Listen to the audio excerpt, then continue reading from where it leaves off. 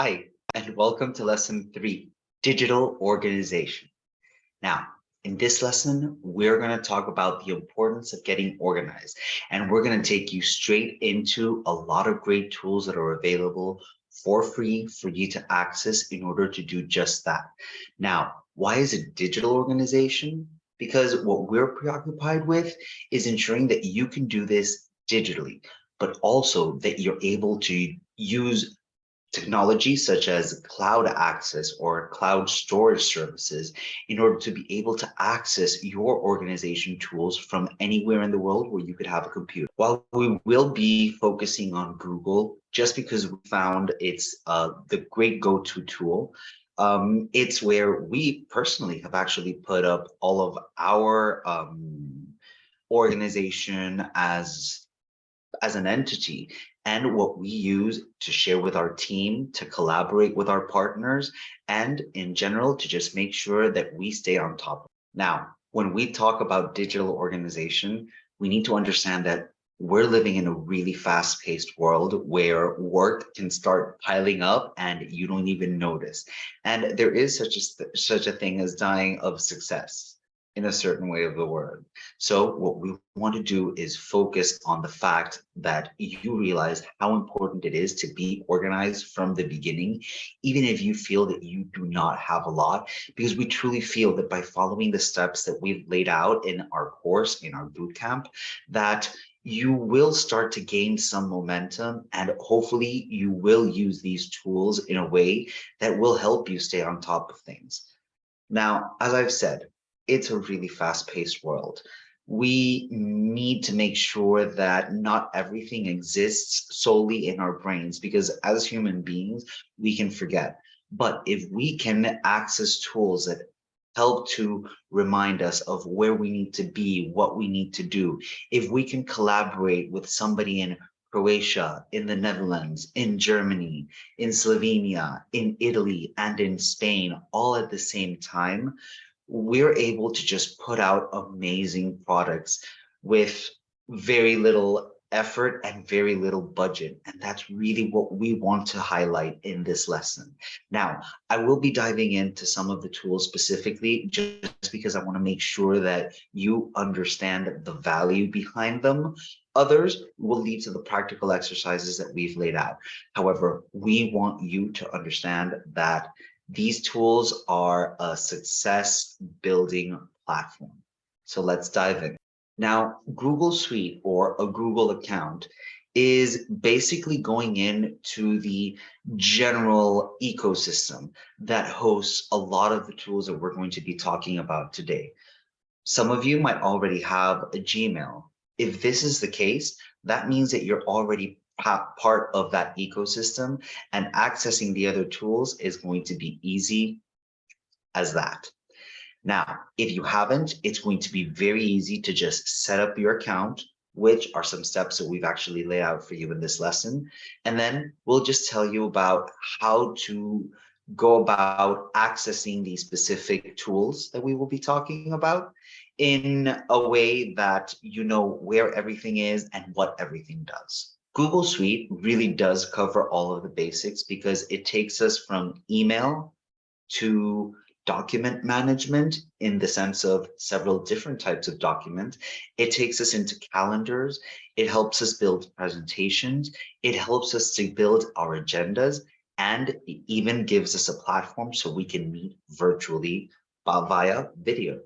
Gmail is the most basic service. Many people access Gmail, have Gmail, but don't know that by having this Gmail account, they actually have access to the rest of the services comprised in what I like to call the Google Suite or the Google ecosystem. This is a great first step. Email is super important. And as a general habit, it should be that you know, once you get into your mindset of work, that the first thing that you do is that you check your email. Now, Gmail, you can actually have on your computers or you can actually have in your phones. And a great setting is when you're in highly productive times of your company or in your job search, that you set up the notifications so that you see when you receive an email. We've also left you an online tutorial as to how to create your first Gmail account, which you can actually click on the link on the slide, like the one that you're seeing right now. Now, Google Drive is an amazing tool, and this, for me personally, is a go-to.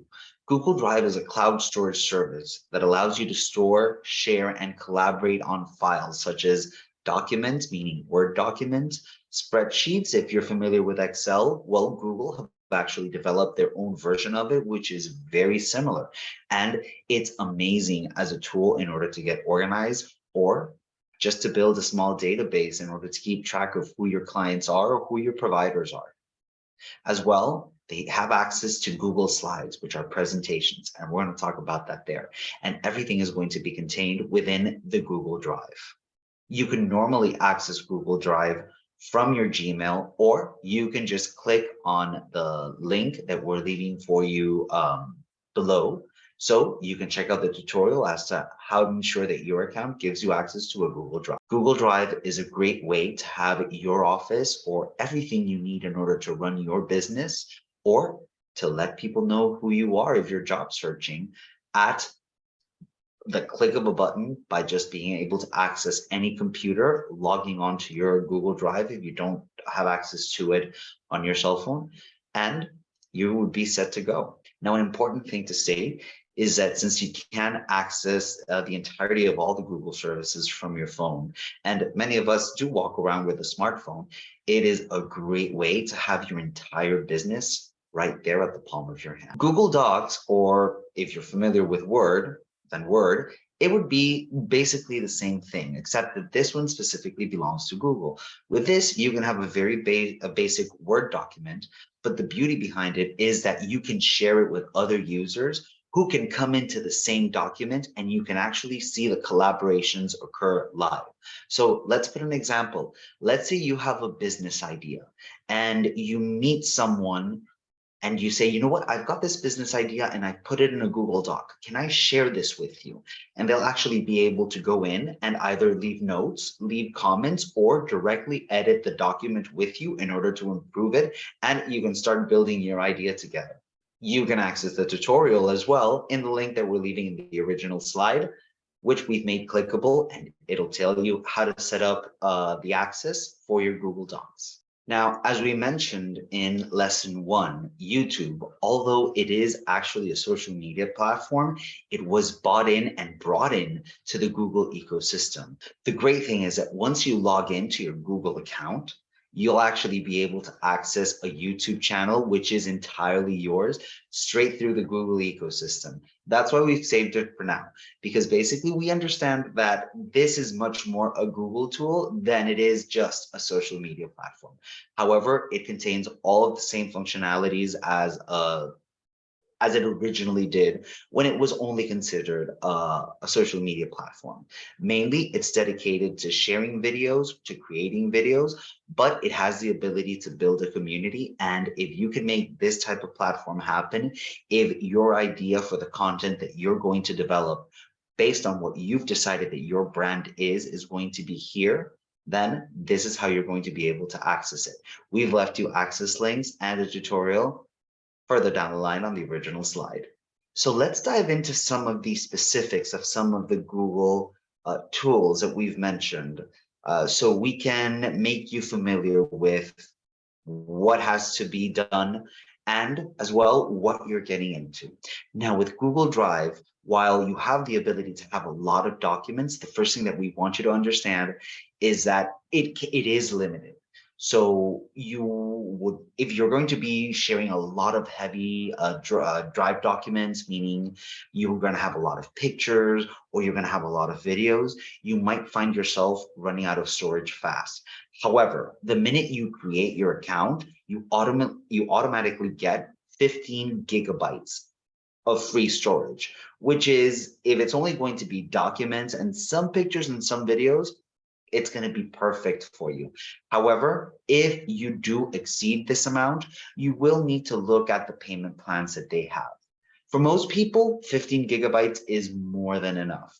I personally remember being able to stretch out those good gigabytes for the first 5 years of my existence within the Google ecosystem. But If you find yourself in a different position, you can definitely see what they have. However, we do not foresee that for you. Hopefully, you'll be able to make this last and you'll be able to make the most of those 15 gigabytes as you move along. Google Drive also includes several features that make it really easy to collaborate with other people, with it be partners or potential business partners, or even companies that you might be looking to be employed in, who you might want to give access to such documents, such as your CV or your motivation letter. Now, Google Slides for me is one of the biggest go-to tools in the world. Why? I personally find myself giving a lot of presentations. However, it can be really cumbersome to be lugging your computer everywhere, or just having to deal with all of the setup in order to do a presentation. However, with most of the events that I go to, all I need to do is ensure that I go to the person who's managing the projector, and from my phone, I can go ahead and give them access to my slide as a viewer, and they'll be able to project my presentation without me having to ever pull out my computer.